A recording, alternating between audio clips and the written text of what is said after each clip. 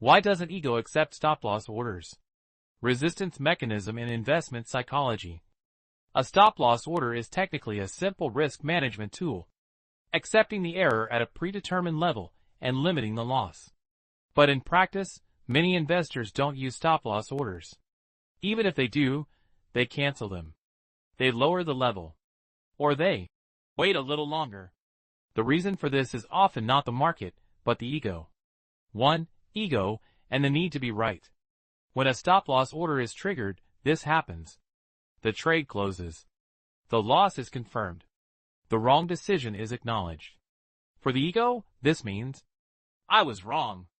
The human mind perceives error as a threat, because the ego wants to protect its identity. Therefore, the investor thinks, actually, my analysis was correct.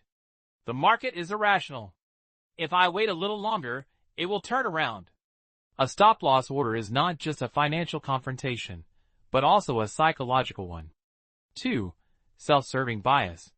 Known in psychology as self-serving bias, this tendency attributes success to oneself and failure to external factors. In investing, this appears as follows. Profit. I did the right analysis. Loss. The market messed up. A stop-loss order, however, does not allow blaming external factors. It creates clear responsibility. That's why the ego resists. 3. Loss avoidance. According to the expectancy theory put forward by Daniel Kahneman and Amos Tversky in the field of behavioral finance, people are overly sensitive to losses.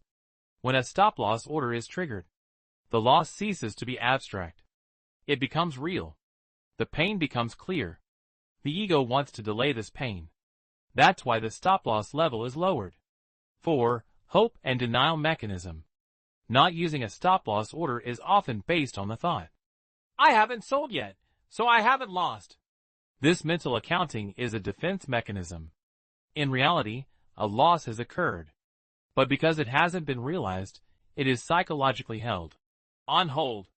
The ego is fed by hope. 5. The illusion of control. A stop-loss is an automatic discipline. The ego, however, wants to maintain control. The investor thinks, I manage manually. Automatic stop-loss isn't logical. I decide according to the situation. But decisions made in a panic are generally not rational. Stop-loss orders are rejected because they limit the ego's intervention. 6. Overconfidence. After a long period of profit, the investor may believe, I'll catch the reversal. I'll add at the bottom. This is temporary. Overconfidence weakens stop-loss discipline, because the ego feels stronger than risk management. 7. Social perception and image. For some investors, a stop-loss evokes weakness, impatience, inexperience. However, in reality, cutting losses is often a matter of professional discipline.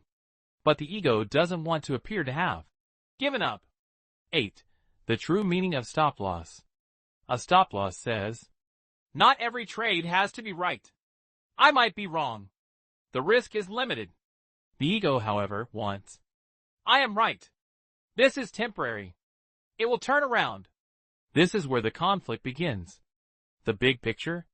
An ego that rejects a stop-loss order can magnify a small loss, can break discipline, can erode the portfolio. In the long run, wealth grows in accounts controlled by the system, not the ego. The way out is this. Determine your loss level before entering a trade. Do not change that level during the trade. View every trade as a possibility. Focus on sustainability, not on being right. Because the real goal in the market is not to be right every time, but to be able to stand tall when you are wrong.